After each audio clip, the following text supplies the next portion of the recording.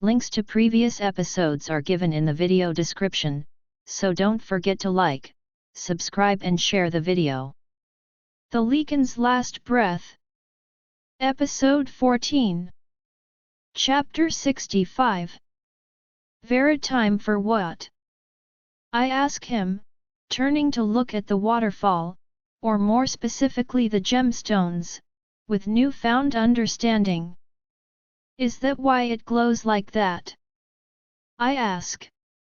I have no shortage of questions in my mind for my dad. What happened to my mom?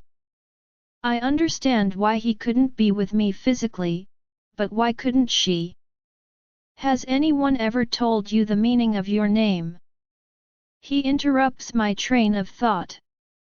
I shake my head. Your mother and I couldn't agree on a name, really.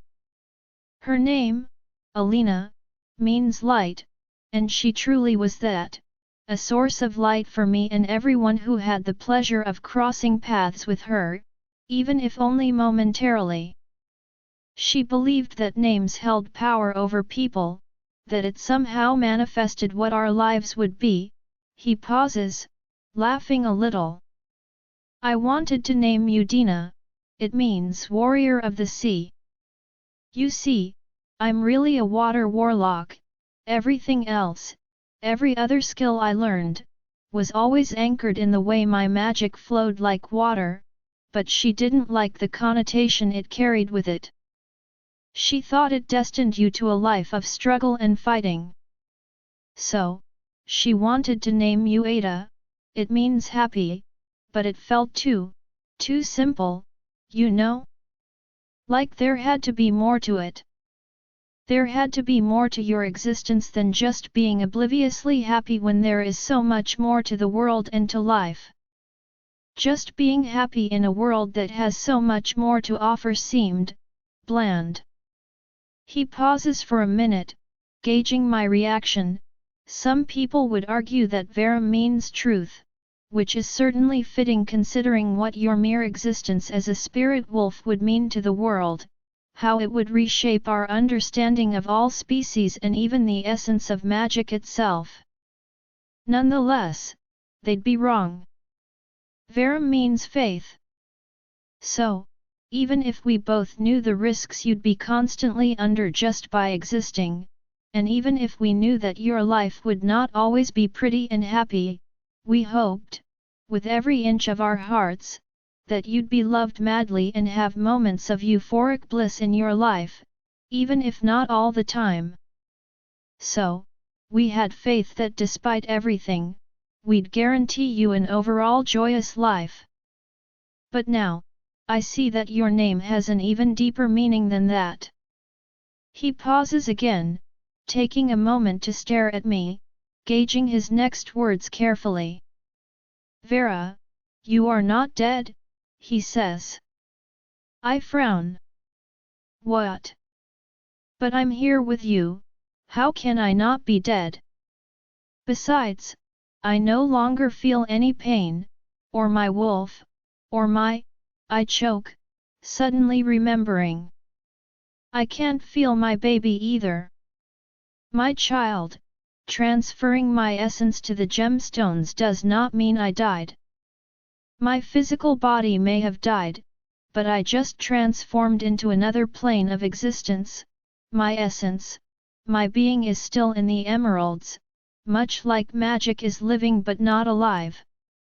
I don't understand then, why am I here? I stutter, trying to digest what this means. He puts his hands on my cheeks. Vera, you are not dead, he repeats for emphasis. I transferred you here so that I could talk to you, so that I could tell you the truth. So that you could finally wake up. I frown at him. Surely, I'm still missing something because none of this makes sense. Wake up? My child. You can't feel your baby because he is not here, his power is still in the other realm, trying to save you. And you can't feel your wolf because you are her. You are no ordinary wolf, Vera, you are a spirit wolf. Your spirit and your wolf are one in the same. She is a reflection of you and you are a reflection of her. You are one in the same. There is no distinction of where your essence begins and hers ends. Do you understand what I'm saying? He asks carefully. Still, dumbfounded, I shake my head. His tone becomes more urgent. Vera, your wolf isn't the source of your magic, you are. You are not a vessel for her magic, you are not a magical conductor. You are magic itself. There is no difference between the magic that freely flows in nature and yours. The Witch Mother may be intimating, she may be the most powerful of all of us, but you, my child, have been blessed by the Moon Goddess herself. She knew the mission she'd assigned you centuries before your birth, and she blessed you accordingly. My heart suddenly starts beating faster, making it hard to breathe. Do not be afraid, my dear, this will hurt, but I am always with you. He turns his eyes to my collarbone, looking at the necklace Dr. Owens gave me. It is made of the emeralds from Jade Waterfall. I clutch it instinctively, understanding. Now, wake up, Vera. What? Wake up. I feel him becoming distant even though he's standing right in front of me. The warmth of his hands on my face slowly dissipates. I don't understand. I yell at him, feeling him slip further and further. Wake up, he screams, suddenly pounding his fist on my chest, painfully. Unexpectedly. I open my eyes and desperately gasp for air, as if I had been submerged in water and deprived of oxygen for a while. Quickly, everything around me starts to clear up and I finally remember where I am. The Witch Mother is standing in front of me, holding the knife to my heart with both hands and using all of her strength to try and pierce my heart. Her eyes and expression have turned almost animalistic, with elongated teeth and deep, hollowed eyes. She looks very pale and thin, too, almost like a corpse. Mistress! We're under attack. I hear Marcus yelling from behind me. How many? Helena asks. I stare at Helena as well. She too has changed, no longer looking like an innocent child and looking more like an old lady. It's an entire army. Wolves, Lycans, humans, it doesn't make sense. Marcus yells. They're here for her. The Witch Mother growls, take care of it. We too have an army. I hear Marcus run up the stairs, not closing the door behind him. Mistress? Helena asks, panicked. It's fine. I just need to absorb her magic and I'll take care of them myself, she says, still struggling with the knife. Helena quickly starts chanting again, her hands clasped together in hushed prayer. Akh! The Witch Mother yells, exerting all of her force on the knife, but it won't budge, it won't move past a few centimeters into my chest. You useless mutt, what are you doing? I'm just staring at her and all of my surroundings. Now, I can see everything so clearly, almost as if I had my wolf's eyes but without turning. I can even see some sheer iridescence dancing off of the Witch Mother, Helena, and some other objects in this place. I now know that to be their essence, their magic. In contrast, I turn my head towards Harriet. There is nothing emanating from her. Finally, I turn my full attention to the Witch Mother. She's been so focused on my chest, that she has yet to meet my eyes. When she feels me staring at her, she finally meets my gaze. She freezes immediately, her monstrous eyes wide. "No," she whispers. She drops the knife and takes several steps back. "Helena!" she calls. Helena looks up, finally noticing what caused her mistress's reaction. She too blanches. Both of them immediately link hands and start chanting, each holding a palm up to me. There's buzzing in my ears, but as they chant louder and louder, I can't feel their spell taking any effect on me. I close my eyes for a brief second, searching for my wolf. She comes to the surface, and now, I finally understand what my dad was trying to tell me. I place my hand on her chin as she lowers her forehead to mine, looking and feeling much better. "How could I expect to understand you, when I didn't even understand myself?" She slowly nods. She knew this all along, or rather, deep down, I knew this all along. I was just missing the most important piece, one that my dad just gave me. Now, I know who I am. I was never a wolf, nor was I a witch. I am a spirit wolf. Only now, I actually know what that means. I open my eyes again, zeroing in on the witch mother. Vera, when I look at the witch mother and Helena, both of them are still chanting with fervor. Helena has her eyes closed and the witch mother is staring at me intently. I can sense and see the spell they're trying to use on me. There's some sort of dark aura emanating from them, indicating that they are in fact trying to harm me. I take a look at the chains around my wrists and feet, wondering why they felt so intimidating to begin with. My wolf nods at me in my head. I wrap my hand around the chains and tug with force. After a few moments, the metal that held them up to the ceiling loosens up and I tug one last time. The chains fall with a large, continuous rumble to the floor, finally freeing my hands. Then, I place my hands on the chains restraining my feet. I focus on one first, then the other, freeing my feet just as easily as I freed my hands. Finally, I take a look at the shackles around both my hands and feet. I can't fight the witch dragging these heavy chains around, so how do I get rid of the shackles? I mean, I have an idea, a crazy idea, but it can't hurt to try. I close my eyes and place my right hand over my left hand shackle, imagining it dissolving.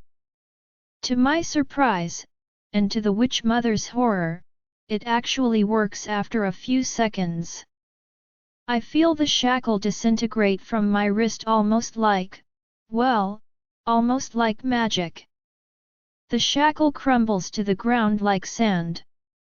I raise my eyebrows, impressed with the little trick, and proceed to do the same on my other wrist and my feet. In a matter of seconds, I'm free from my restraints and take a step towards the witch mother and Helena. When I finally take a good look at them, it surprises me to find that their magical aura has diminished. I think it's safe to assume that by using their magic to try and harm me, they're depleting their natural magic. Without another source of magic to absorb, they'll soon run out of it. "Mistress, it's not working." "Why isn't it working?" Helena screams desperately with wide eyes. "Just keep trying," the witch mother says, but I can tell they're both getting weaker and weaker. The witch mother steps away from Helena, who is still chanting the spell, and reaches for the knife she had used on me before to extract my magic. I raise an eyebrow at her. If it's a physical fight she wants, then this won't be much of a fight at all. To my surprise, however, and further proving that she really is an evil, she steps behind Helena and stabs her in the heart. I stop approaching them, gaping at the scene. The witch mother twists the knife inside Helena's heart, causing her to cringe and scream out in pain. I watch in horror. Helena is facing me as her mistress kills her behind her back, and her expression is one of deep pain, and not just the physical kind. She's hurt, betrayed, sad, and in disbelief. I can feel it. Tears form in her eyes and fall to her cheeks. The witch mother finally removes the knife from Helena's heart, having twisted it relentlessly, drawing out some form of bright light with the tip of the knife. I can only assume that's Helena's essence, her life force. She falls to the ground, looking up at her mistress with heavy tears in her eyes, trying to speak, but she can't. I gulp back my emotions, which are really Helena's, with a heavy heart.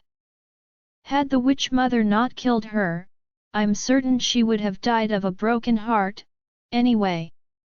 I watch as Helena's essence fades until there is nothing left. Mistress, it's not working.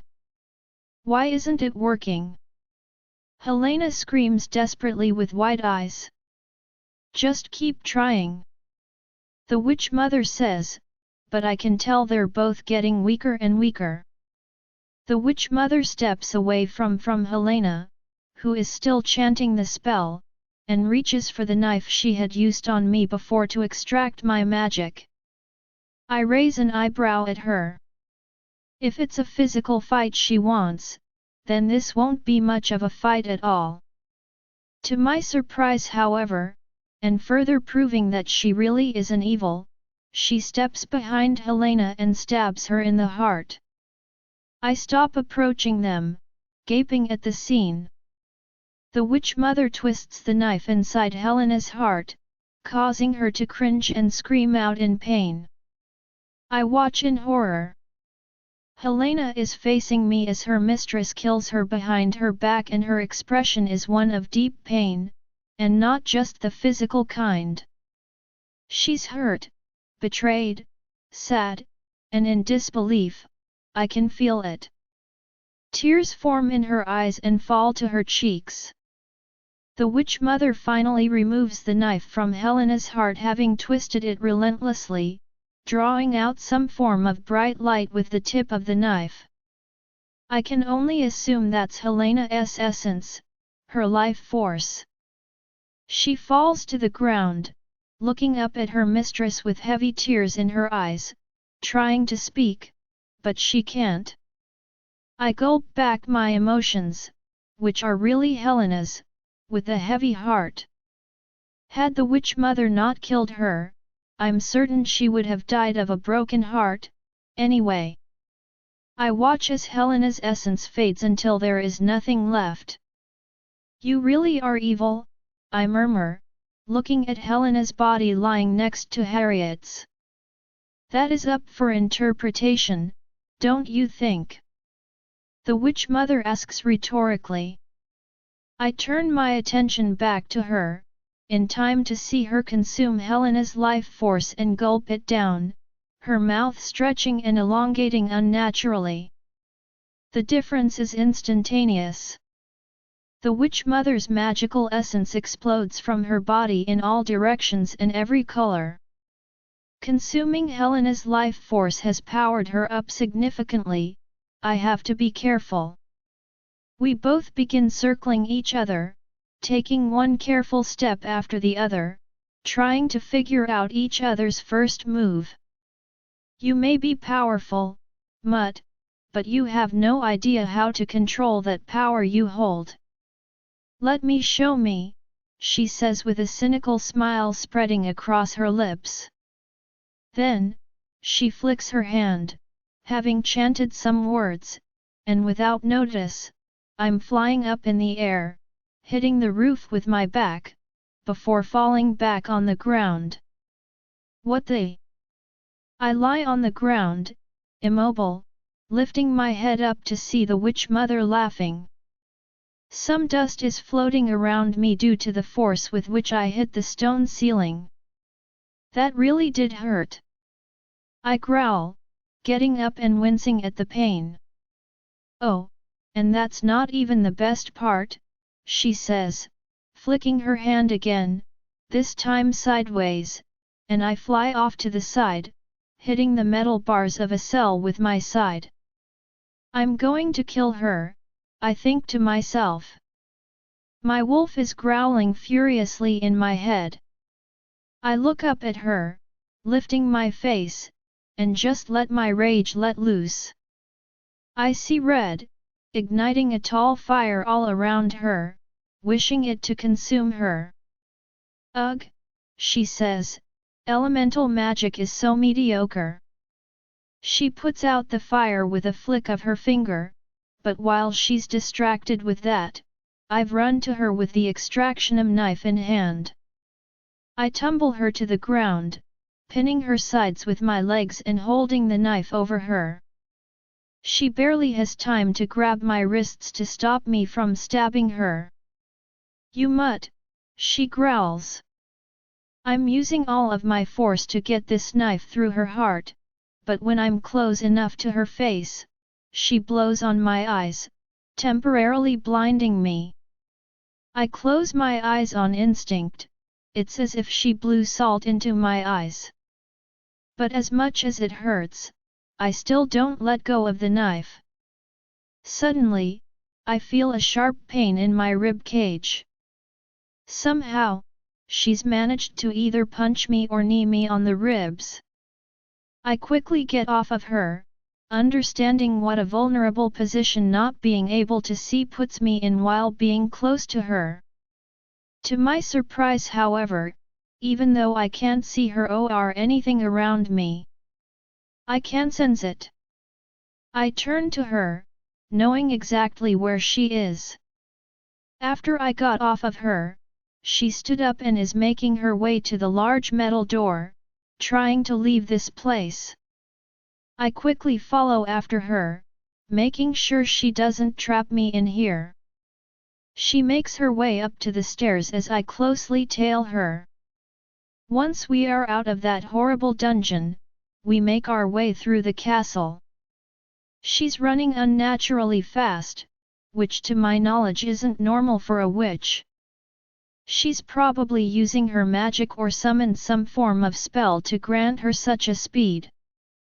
The more we run and the more we follow her, I realize her magical essence is slowly decreasing. It is no longer that impressive force she obtained by consuming Helena's life force. This is it. I could just wait for her to run out of magic and then kill her because whether I like it or not, the Witch Mother is an ancient witch with enormous power and experience. She got to be the Witch Mother precisely because she was the strongest of them all. The question is, can I really weather through whatever she has planned for me until she runs out of magic? A few moments pass and I'm still chasing her. It seems to me like she's running with purpose, like she has somewhere to be, so I run faster, trying to reach and stop her. She enters a small room, off to the side of one of the large columns in the main hall of the castle and ducks, disappearing momentarily. With my condition, it takes me a few seconds to locate the entrance into which she disappeared, but when I do, I soon follow after her. Entering the room, I can feel that it's dark and there is an unmistakable scent of blood. My blood! I guess I can't kill you with that Peish's life force, hey? Then this will have to do, she says. There's a distinct clink of glass on glass as she uncaps one of the glass jars that holds my blood. Then, I hear her loudly chugging it. Vera, I have to take a step back. If I thought her power was significant before when she absorbed Helena's essence, that pales in comparison to what I'm sensing now. Once she's done drinking the very last drop of my blood, she throws the glass to the floor, shattering it, and begins convulsing. I can already feel her power growing, and as she convulses, it grows even more. I try to open my eyes, but my eyesight is blurry at best and they still sting. I take several steps back, getting closer to the door in case I have to run. My wolf is on high alert as the hairs on my nape rise. My heart is beating fast. Under normal circumstances, I'm sure I could turn into my wolf and be done with this quickly, but I've already put our pup through enough. The witch mother begins laughing hysterically. It's intoxicating, she muses. I have never felt this kind of power. She begins moving her hand around gracefully. I can feel the movement, though I don't know if she's invoking a spell or not. Suddenly, the room feels even more crowded and suffocating. It's the power she just gained from drinking my blood slowly taking over the space. Amazing, she marvels, then she ominously turns her attention to me. Now we can play. I don't wait. I run out of the room, trying to put enough distance between us until I can come up with a plan. Considering I'm not well, and pregnant, my initial plan of waiting for her to run out of magic is no longer feasible. With this kind of power, she will likely kill me before that happens. Oh, honey! Thank the goddess! I hear in my head. Auntie! I yell. Vera, darling, we've been trying to reach you for over a month. Over a month? I ask them. Yes. We haven't been able to locate you and we got worried and… Something clicks. Reaching their realm requires extensive amounts of magic. Turning into my wolf is not only physically straining, it also requires magic. Could it be because I'm pregnant? I ask them. My grandmother answers, pregnant? Oh, honey, that's amazing. Congratulations. There's no time for that. The witch mother drank a whole jar of my blood and now has an insane amount of power. How do I kill her before she kills me? It takes them several moments to take in what I just said. What do I do? I yell in my head, desperate for a plan. I'm still running away from the witch mother, but with every step I take, I feel her presence looming closer and closer. I. My aunt says, at a loss for words. Vera, stop running. My grandmother says. Mother. My aunt protests. Do you have any other plan in mind? Because the way I see it, it's this or Vera joins us sooner than planned. She says, not at all appeasing my fear. They keep debating for a few more seconds, but I really have no time to waste. Tell me. Now. I scream. Mother, it could kill her. Vera, you have to give her your magic, my grandmother says. What? She already has it. That's why I'm running away from her. She only has what little magic she could get from your blood. It's powerful, yes, but it's not even a fraction of what your essence holds. Witches can only hold and channel so much magic, even her. If your power is as great as we believe it is, it could actually be too much for her. And how do I do that without dying? You are carrying two vital forces, you and your babies. The witch mother can take yours, and you will survive on the babies until you regain yours. It's possible, she says, not sounding entirely convinced. In theory. My aunt protests. I can feel her panic. Vera, listen to me carefully. You have to fight her. If you give her the smallest chance to take you alive, she will imprison you until she can safely drain you to death. It will be slow and painful, and with that kind of magic, there will be no stopping her. You have to make it so that she either kills you and takes your magic, or you kill her. Grandma, if I fight her, I will likely die, I tell her. She can't risk it. Your power could give her unmeasurable power and true immortality, that's what she's sought after her entire life, and in order for her to absorb your magic you have to be alive, incapacitated, but alive. I'm breathing heavily from all the running, surely I'm almost out of energy.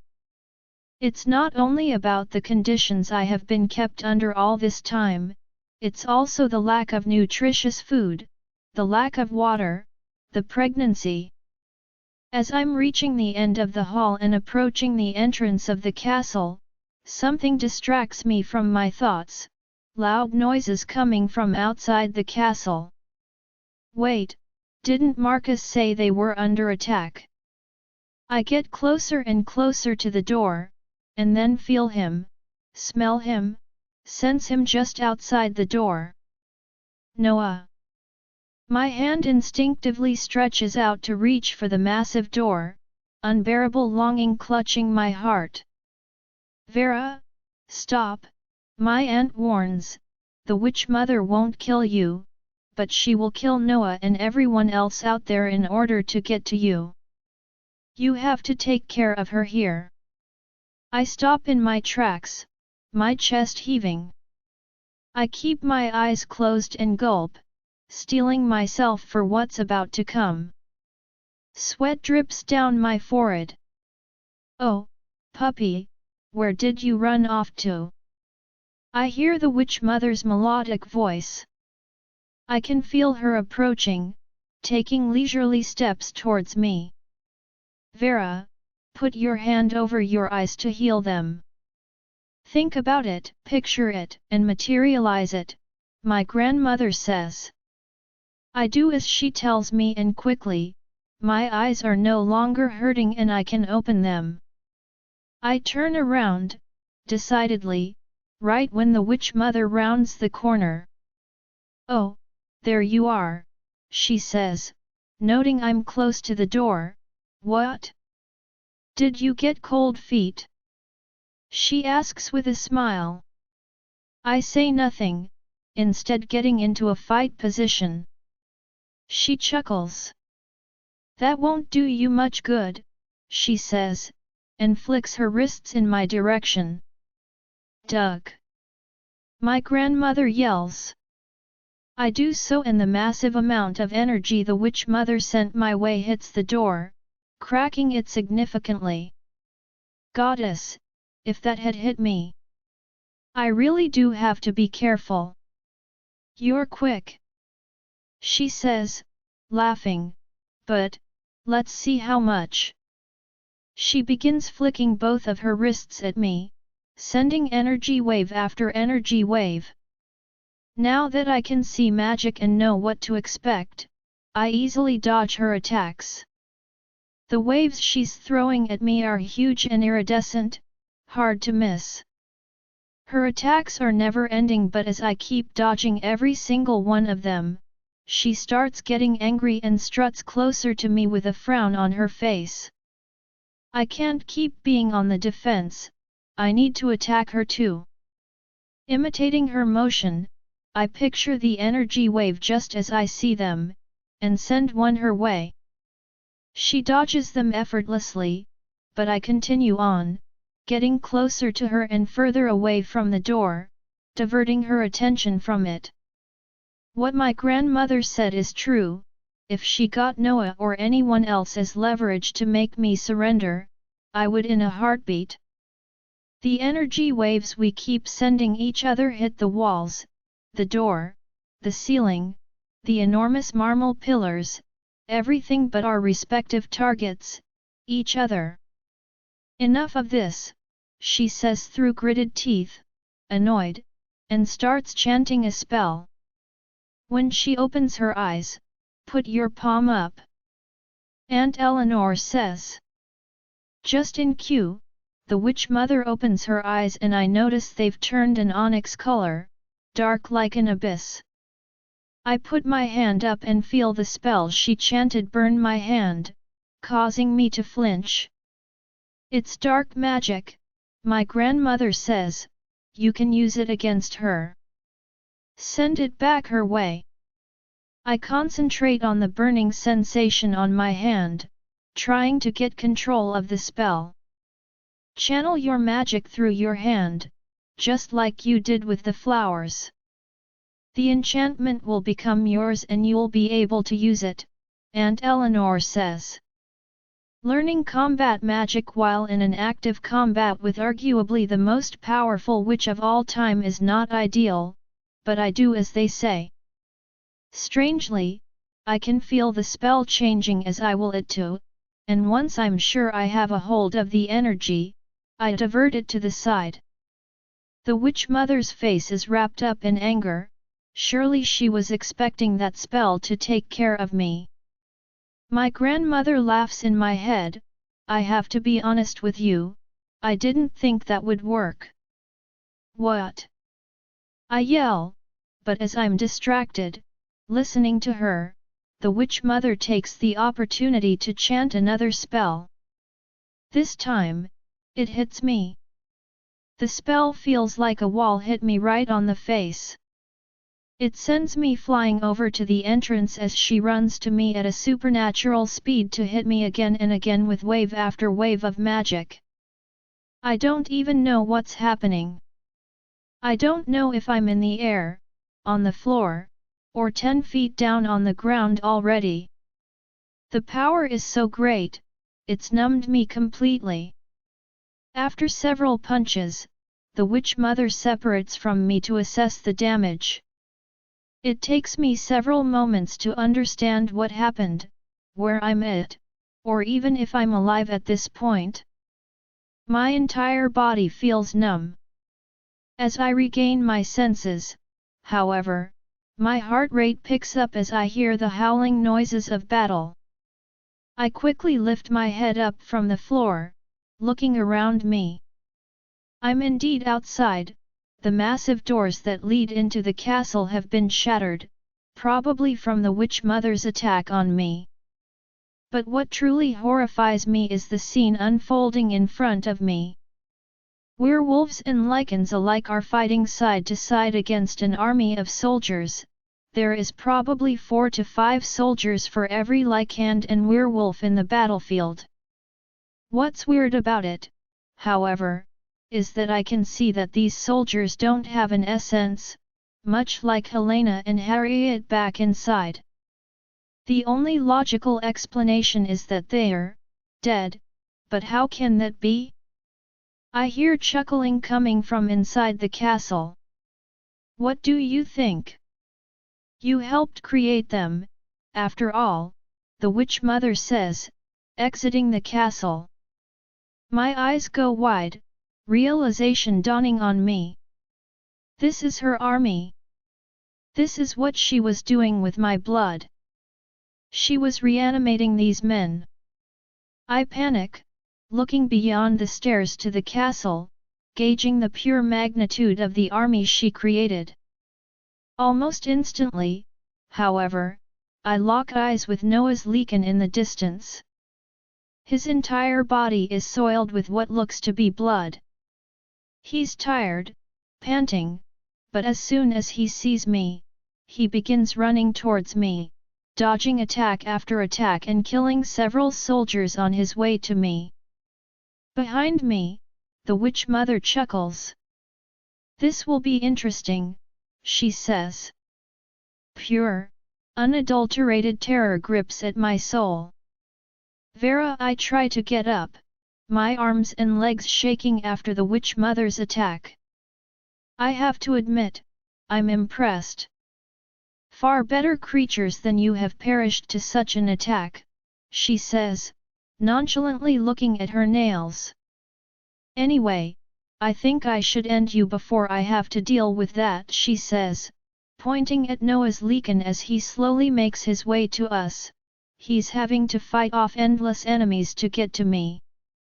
Don't you touch him, I growl at her, shakily rising to my feet.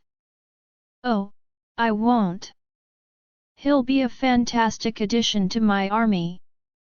Such a powerful beast, she muses, eyeing him up and down, which only causes me to growl louder.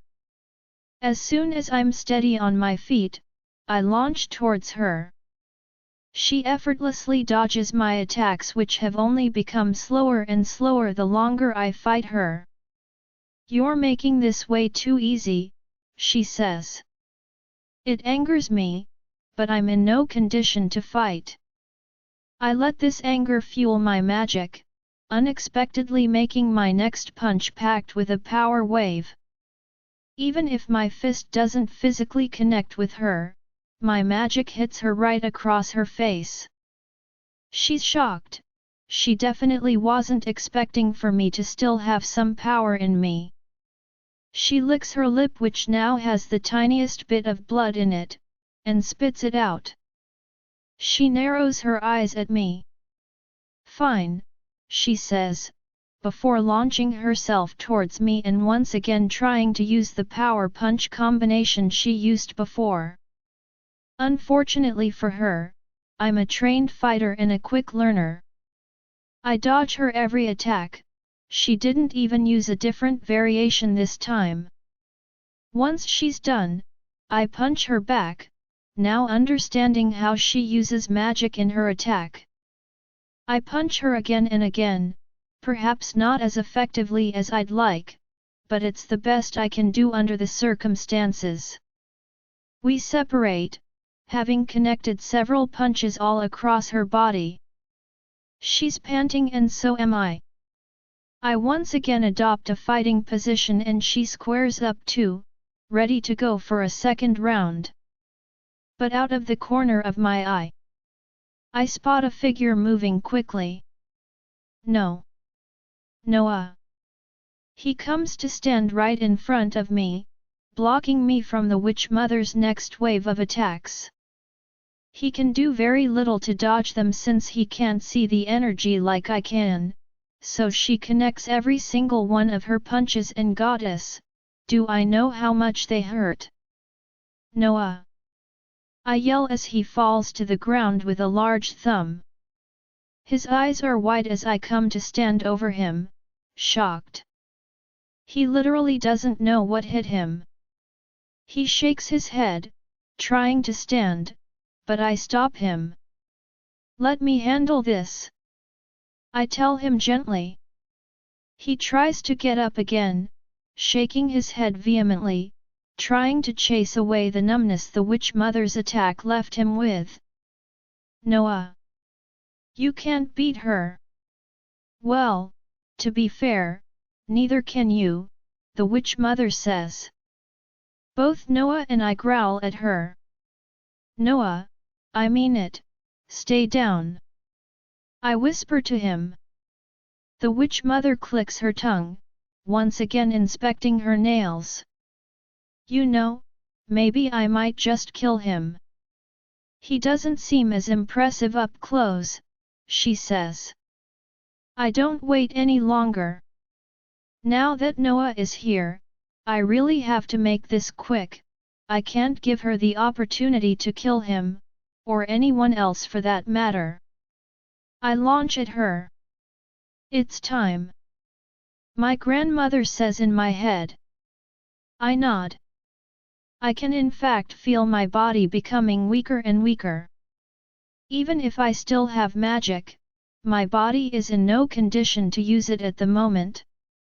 Days, weeks, of being kept in that prison cell, being fed the bare minimum and being constantly drained of my blood and magic have weakened me significantly. I may have endless magic, but my body is still mortal. It is time. The Witch Mother effortlessly dodges my attacks now. I fail to connect even a single punch. She smirks. I'm tired of playing, she says. In one quick move, she takes me by the neck and lifts me up in the air. My hands instinctively fly to her arms, trying to release her grip on me. She squeezes tighter, making it very hard to breathe. Beside me, Noah gets up, panicked at the scene unfolding right in front of him.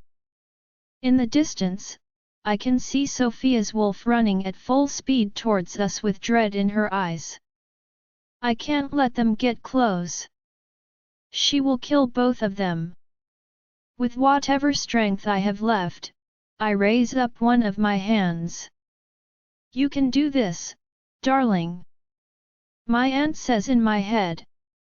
A tear rolls down my eye to my cheek, finally falling on the ground as I create a barrier around the witch mother and I so that neither Noah or Sophia, or anyone else, can get close to us. Sophia reaches us and hits the barrier in her attempt to attack the witch mother. It causes her wolf to bounce back. Good. It works. She turns into her human form and I can see her mouthing "what?" before coming closer again, fiercely banging the invisible barrier with her fists. Noah joins her, still in his Lycan form, and tries with all his might to rip the barrier to shreds. Don't worry, it will hold. My grandmother says. I turn back to look at the witch mother. She seems amused by everything that's happening, but she quickly turns her attention back to me. I hope you know, they'll be the first ones I kill of once I'm done with you, she smirks. All of a sudden, I feel a sharp pain digging through my chest. She's using her claw-like nails to dig into my chest and find my essence so she can absorb it.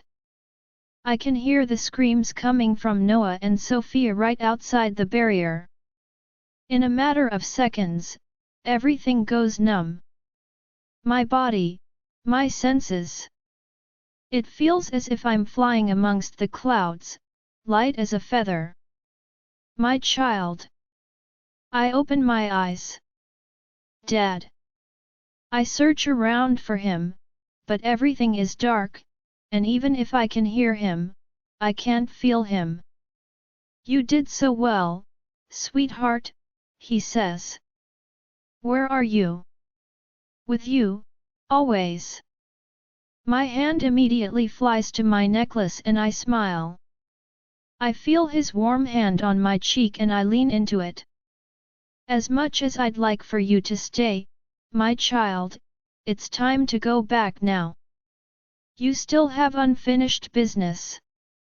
I nod, and when I open my eyes again, I jolt up, gasping for air, my chest is heaving. I blink several times, adjusting once again to the light. I turn to my side, where I last saw Noah and Sophia. Sophia is on her knees, staring at me wide-eyed with large tears in her eyes. Looking around for Noah, I find him still furiously clawing at the barrier up ahead, where the witch mother is convulsing. Even in my weakened state, I can feel her immense power growing even more. For a brief second, I'm afraid my grandmother's plan isn't going to work, and instead, I just made her truly immortal as she planned all along, but in just a minute or two, it's clear she was right. The witch mother continues convulsing, not quite getting a grip on the amount of magic she absorbed from me. Why? I don't, she keeps mumbling, not quite understanding what is happening to her. I think you bit off more than you could chew, I croak, my throat feeling hoarse from where her hand held me up in the air. This can't be happening, she says, desperately waving her hand around. I can see what she's trying to do. Instead of what I saw earlier when she absorbed my magic through my blood, this time, it's as if magic is evaporating from her very skin, she's trying to catch it. No, no, she continues, grasping the air around her. Quickly, it's not only my magic escaping her, but also her own and whatever she had absorbed from Helena. The witch mother falls to the ground, growing weaker and weaker. She extends her arm, looking at a stunned Marcus. I hadn't even noticed he was there. Mistress! Mistress! He keeps repeating, also unable to break through the barrier I created. Hell! Help me, she says, a desperate Marcus trying to make his way to her. The barrier disappears. I'm immediately crushed by both Noah and Sophia, who had been eyeing the entire scene from behind the barrier. Vera! Vera, are you okay? Talk to me, Noah pleads, his voice thick with emotion.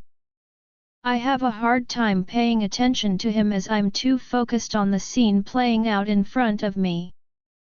The witch mother has now lost all of the magic she had absorbed from me in a faint, purplish essence also starts leaving her body. I can only assume this change in color indicates a change in essence. This is Helena's. Marcus notices, looking around the witch mother with shock and disgust. You killed her, he says, stumbling back. He had been trying to help the witch mother stand, but as soon as he realized what she'd done, he crawled back in disgust. She loved you. Everything she did was out of love, and you, he stutters. Marcus! The witch mother yells, don't be a fool. I can bring her back, I can bring you back. Help me, she insists, as the last bit of purple evaporates from her body. Marcus's lip trembles with emotion.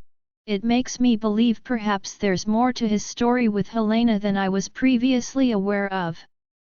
Maybe we do deserve to go extinct, he says, his eyes blank. Without notice, he takes a knife he had in his belt and stabs himself in the heart. I gasp, and beside me, even Noah and Sophia have become completely enthralled in the scene. I see Marcus's essence escape him as he lies there motionless. Dead. Finish her, my grandmother says. I nod, shakily getting on my feet. I notice Sophia has brought my spear along with her and I grab it. It's time I take care of this. I approach her with shaky steps and the witch mother crawls back with wide eyes. No. This isn't how it ends for me. She yells angrily, there's a prophecy, there was a prophecy, and we killed them all. This isn't how I die. I get closer and closer to her until I'm only a meter or so away from her. I grip my spear tightly.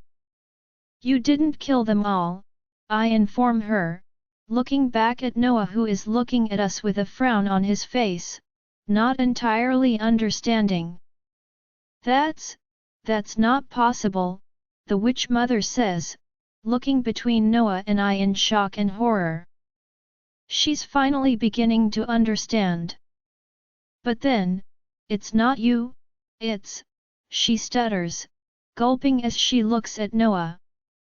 And I'm carrying his child, her eyes go wide as she stares at my stomach. And I'm willing to bet, it's a son. I finish.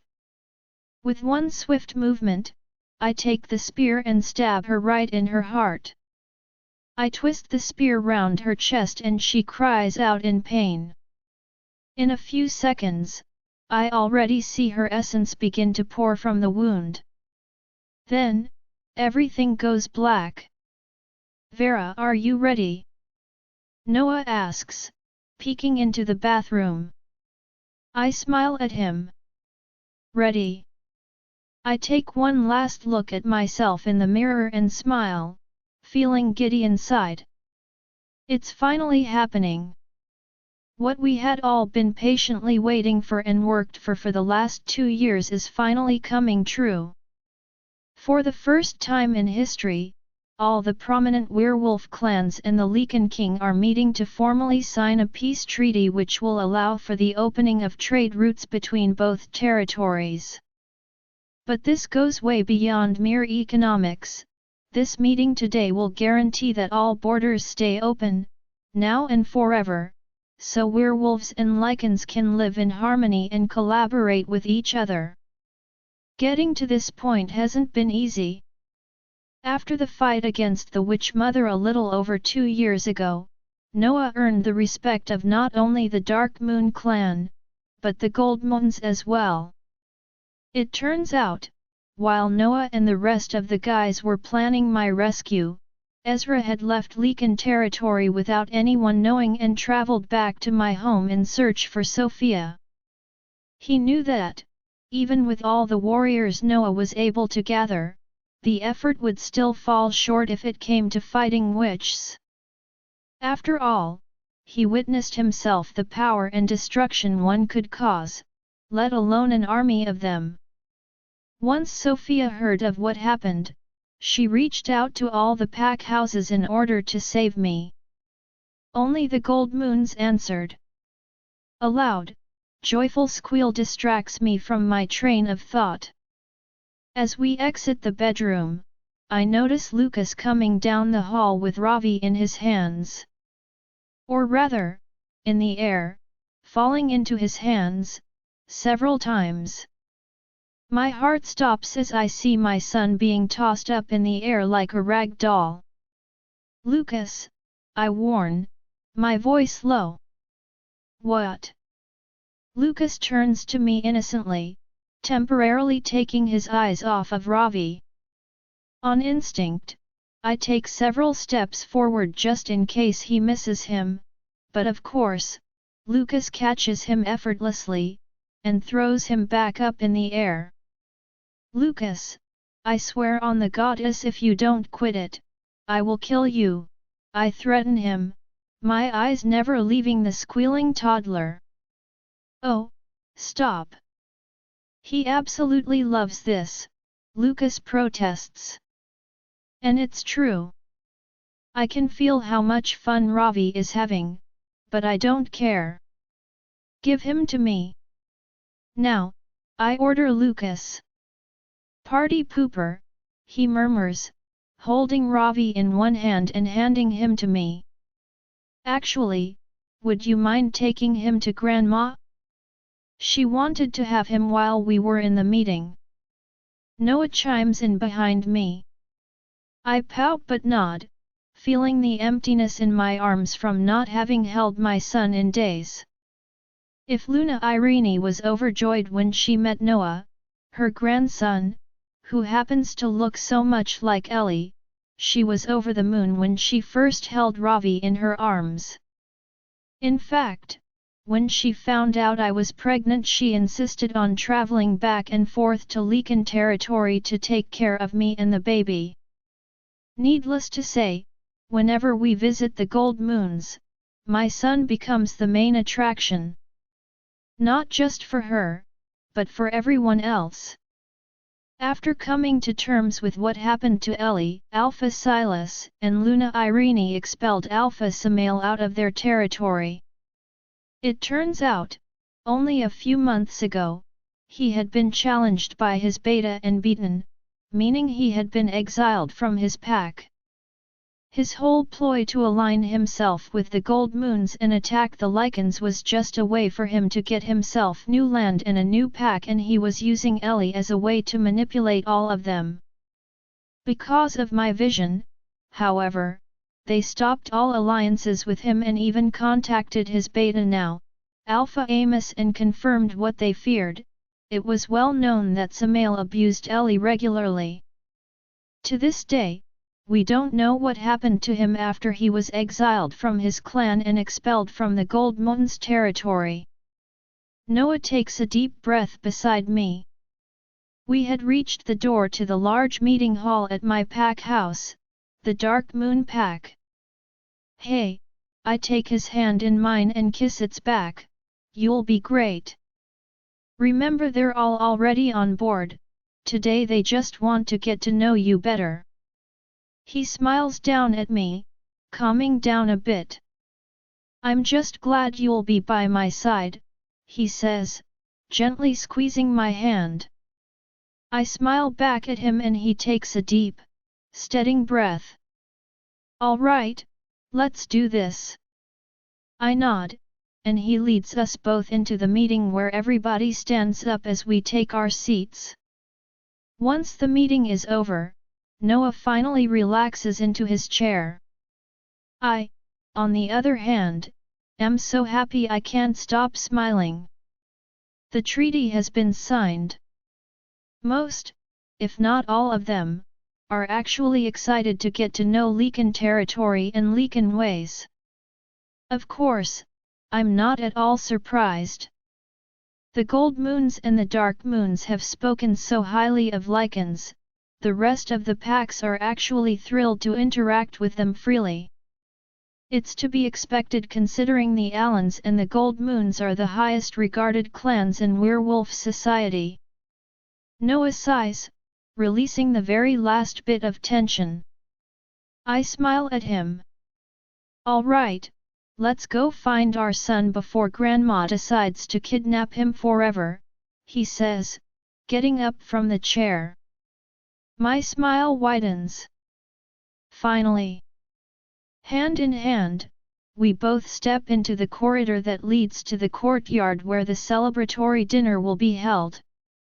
This is also where we will no doubt find Luna Irene micromanaging everything. She insisted she wanted to plan this dinner for her grandson. When we step into the open courtyard, people are already pouring in and grabbing glasses of either wine or beer. Out of the corner of my eye, I notice someone coming towards us. It's Alpha Silas. When he's right in front of us, I politely bow my head to him and let go of Noah's hand. Stepping to the side, Alpha Silas smiles down at me. The way Alpha Silas looks at Noah warms my heart. There's something about his gaze, something about the way he speaks to him, that reminds me of my own father. Alpha Silas looks at Noah as if he were his own son, as if they had known each other all of Noah's life. I can feel his love, admiration, and respect every time they're together. It was weird for Noah at first, of course. He had people he called family before, but now, he can actually feel a sense of belonging. Even if the time they have known each other is relatively short, they all absolutely adore him, none more than Luna Irene and Alpha Silas. Alpha Silas has even cleaned up his act, and after years of taking to the bottle, he's finally sober. Ah, there you are. Luna Irene catches me staring at Noah and Alpha Silas at a distance, not wanting to interrupt their exchange. I turn to her. She's holding Ravi in her arms, my son fast asleep. Could you hold him? I'm running around like crazy and I wouldn't want to wake him. I resist the urge to roll my eyes. Of course, I can hold my son. In fact, it's about time she returned him to me. Ravi wakes up ever so slightly as Luna Irene hands him to me, but as soon as he senses it's me, he smiles and goes back to sleep with a warm smile. She kisses his forehead and leaves. I turn to look at Noah and Alpha Silas one last time before going to our table. They're talking and laughing. Alpha Silas occasionally putting his hand on Noah's shoulder. It fills my heart with joy to see both of them so content, so at peace. Walking towards our table, I take a seat next to Noah's designated seat. Soon after, Charlotte comes to sit with me with her very own sleeping kid. You too, hey? She says as she takes a seat. I smile at her. Hey! How are you feeling? I ask her. Very pregnant, she says with tired eyes. Charlotte is currently expecting her second child after having a very successful first pregnancy. It turns out, humans are, for the most part, not capable of carrying a Lycan baby to term without putting their lives in serious danger. By the end of their pregnancy, their child is much too powerful for them, especially because the mothers have already spent months of energy on the baby's development. With Dr. Owens, we decided to give Charlotte regular transfusions towards the end of her pregnancy and several vitamins and minerals to help her regain her strength. The blood transfusions were particularly necessary because she inexplicably kept losing blood and it was the cause of her overall weakness. Regardless, Dr. Owens monitored her throughout her pregnancy and ultimately decided to deliver the baby via C-section before it came to full term. That ended up being the trick, not allowing the babies to get to full term. Delivering them only a few weeks before their due date lowered maternity mortality rates significantly, and after extensive research, it turns out Lycan babies are so resilient, it doesn't affect them at all. Everything worked out wonderfully. She now has a beautiful, healthy almost 3-year-old, and the best part is, Ethan lost his fear of having children with Charlotte. In fact, Charlotte is the reason why Dr. Owens decided to move to Lycan territory and help me establish the clinic. He couldn't believe the maternal mortality rates were so high and made it his mission to change it. Oh, Goddess, Vera, I totally forgot, Charlotte says, leaning closer to me and whispering, I have some juicy gossip about our favorite doctor friend. There's a mischievous glint in her eye. While Charlotte was pregnant and Dr. Owens made it his mission for both her and her baby to come out healthy and strong out of that pregnancy, Charlotte and Dr. Owens became incredibly good friends. To this day, Charlotte is still Dr. Owens's right hand when it comes to the administration of the clinic. In fact, the clinic in Lycan territory was used as proof that not only can Lycans, werewolves, and humans coexist, but they can in fact thrive together. I lean closer to her. This ought to be good. Remember that lady you told me he met here? What was her name? Amelia. Amelia. Right. Well, guess who's been coming to visit him at the clinic lately?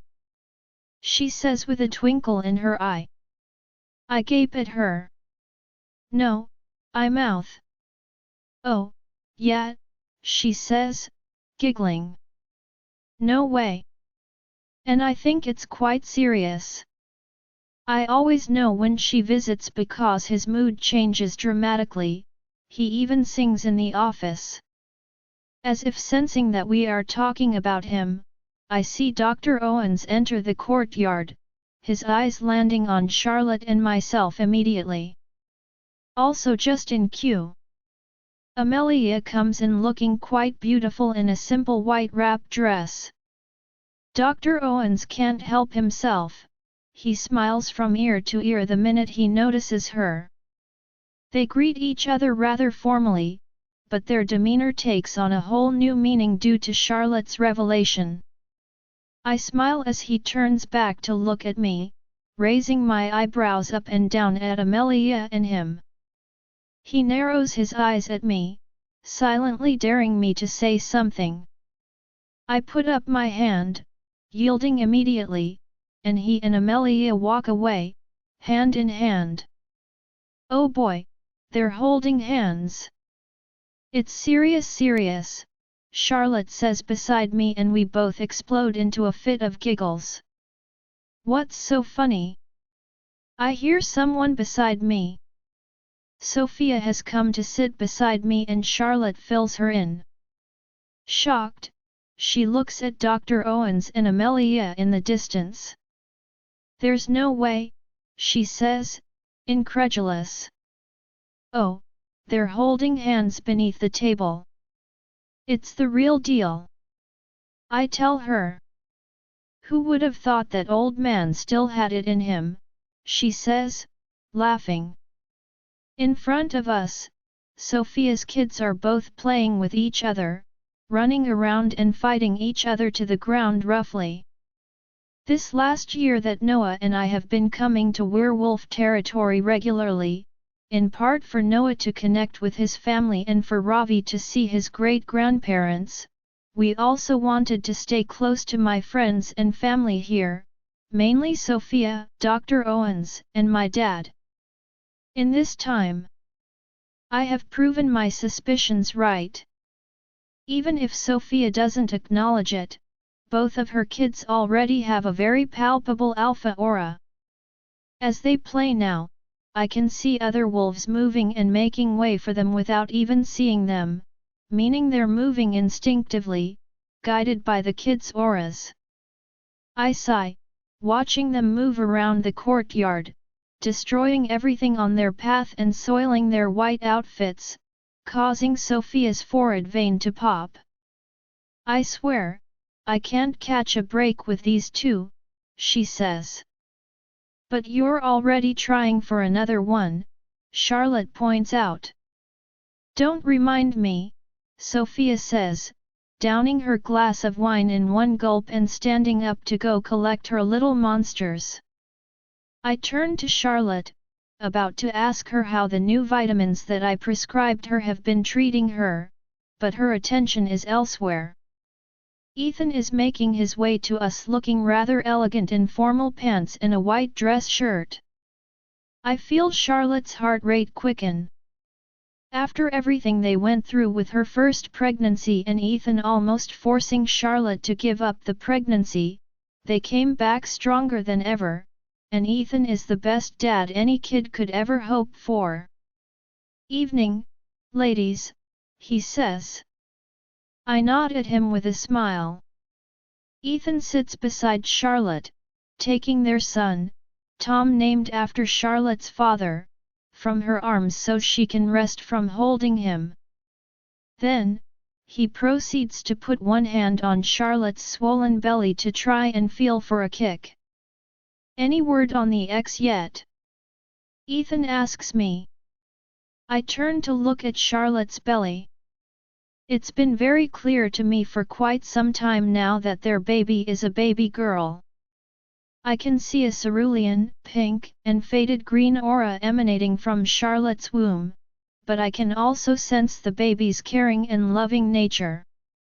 "Don't even think about it," I said. "I didn't want to know and I mean it," Charlotte says, shaking her head. Ethan laughs. "Fine, fine.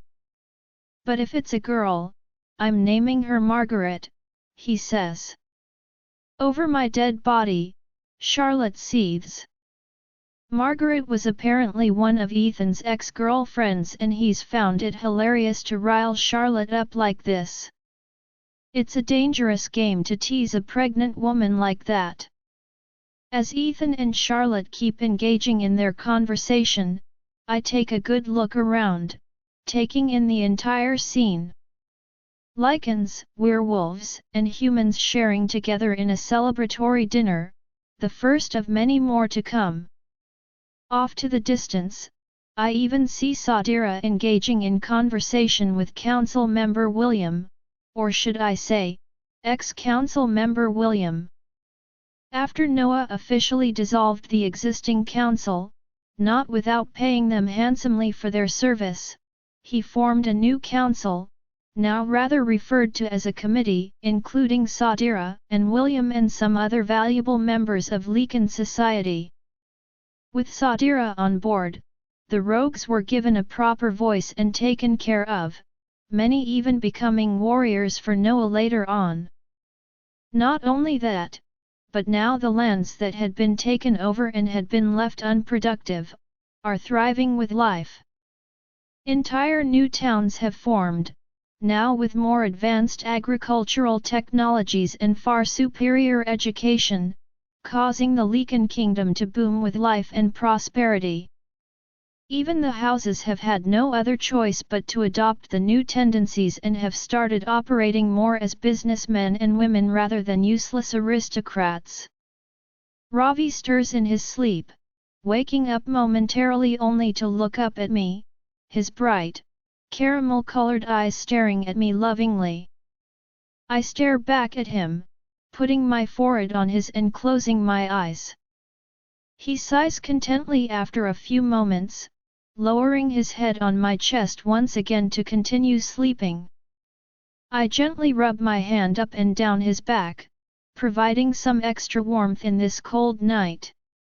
Looking back at my imprisonment at the hands of the Witch Mother, it's hard for me to believe that this is my life now. For several days back then, even weeks, I genuinely thought I was going to die, and Ravi along with me. In fact, in the end, the only reason why we didn't die is because this little one already had such a powerful will to live, and to save me, that it ended up saving us both.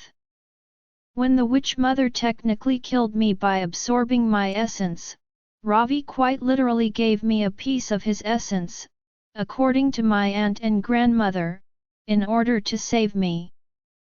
Now, I have a piece of him with me always. My left eye changed from green to a bright caramel color instead.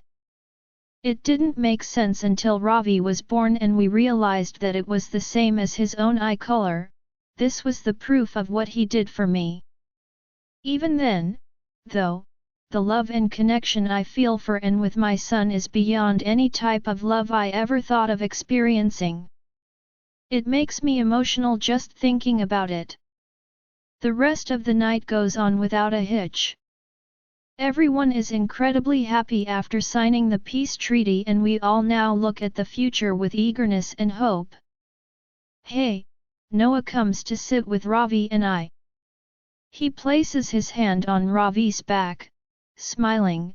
I got word from Eli that Eldon and Kasia are on their way back to the castle already. I frown, a little surprised. The only reason why Eldon and Kasia aren't here with the rest of us, is that upon coming back to the castle and recovering, I mentioned to Eldon and Kasia that in one of my visions, there was an enormous library in the witch castle. Both of their eyes lit up and shortly after, they started organizing trips to the witch castle and recovering as many books as they could with the help of the scholars. Did something happen?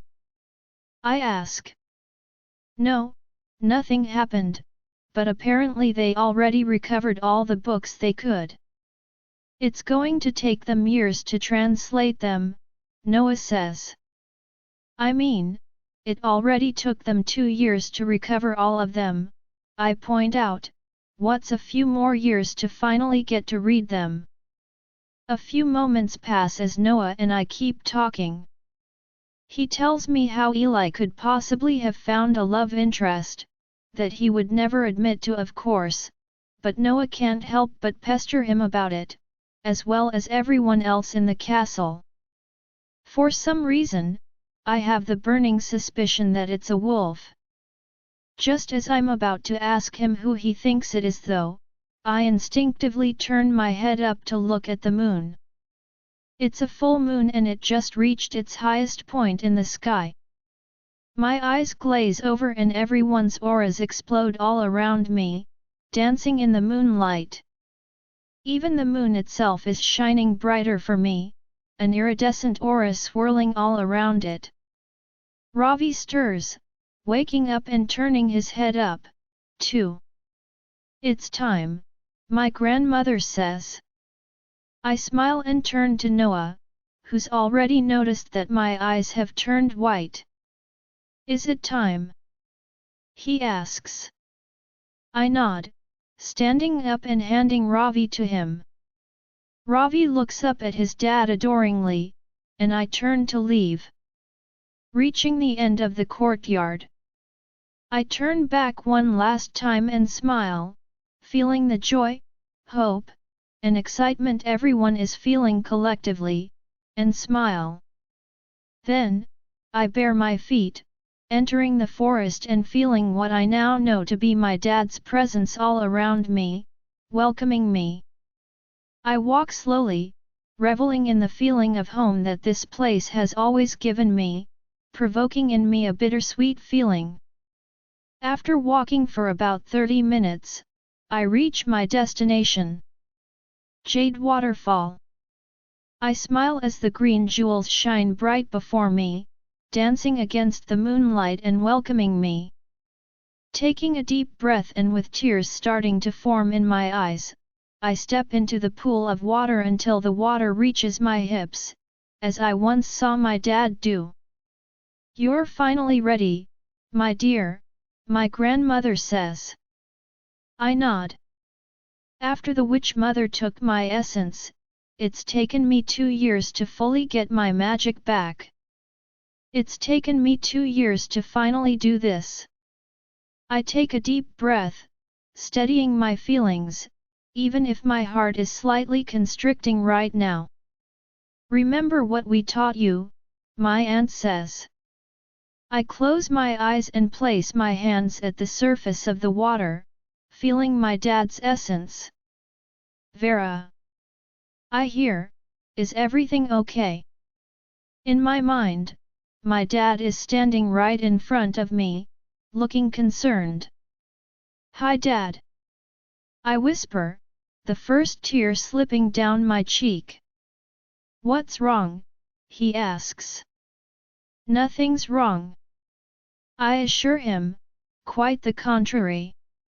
I tell him and look to my left.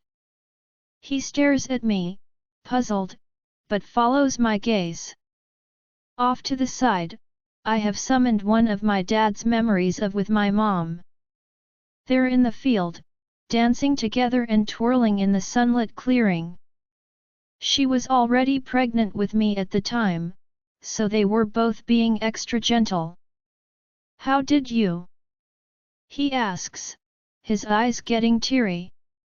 "It's time you two reunite," I say. He turns to me with a frown, still confused. "How?"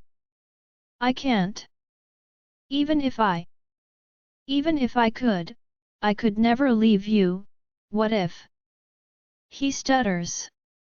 I interrupt him. "There are no what ifs anymore, Dad. You deserve to get the happily ever after you never got. Mom deserves that, too." He stares at me for a while, still not convinced that this is the best idea. I've gotten to know him quite a bit these past 2 years, I know he won't go. So, I have to force him. I take a deeper breath in, remembering what my grandmother and aunt taught me.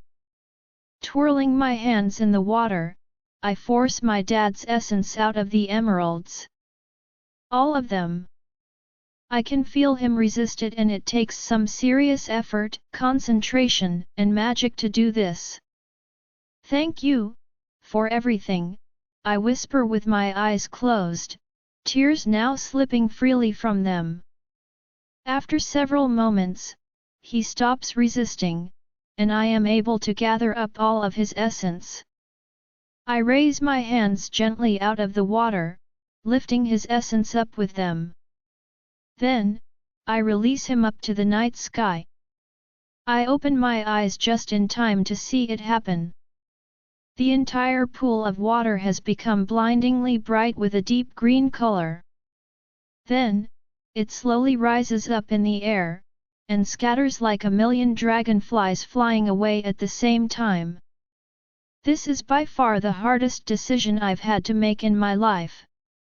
These last 2 years that I have become closer to my dad, it had become painfully obvious that he was sad. All this time that he had been looking after me, he still never stopped missing my mom. And this is it. From what my grandmother and aunt told me, where he's going, I won't be able to see him again, but they believe it will lead him directly to her, to whatever plane she's in. "Goodbye, Dad," I whisper, my hand going to my emerald pendant. After a few minutes, I no longer feel my dad anywhere. Not in the forest, not in the water, not in necklace, and my tears just can't seem to stop falling.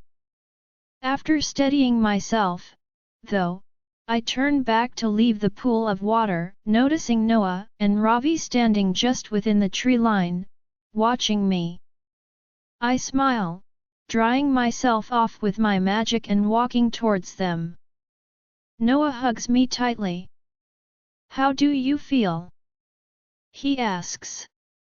I take in his scent and his warmth for comfort. After a while, I separate from him and kiss Ravi on his cheek. He laughs, lifting up my spirits. "We should go back," I tell Noah. "I wouldn't want anyone to worry." He nods, turning to leave. I turn one last time to Jade Waterfall, noticing it no longer has that vivaciousness to it anymore. My lip quivers, but I smile instead. When I turn back to the forest, following after Noah and Ravi, a gentle breeze caresses my hair, drawing my attention. "With you, always," I gasp. Quickly I turn around to look at the waterfall, just in time to see two faint figures joyfully dancing around the clearing, carried gently by the wind and wrapped around in all the loose leaves that were on the floor. An overwhelming sense of peace invades me and, just as quickly as the figures appear, they disappear. But it's okay, it's all the proof I need. I smile, my heart full and content, and turn back to where Noah and Ravi have stopped to wait for me. I quietly approach them and Noah takes my hand and kisses me gently.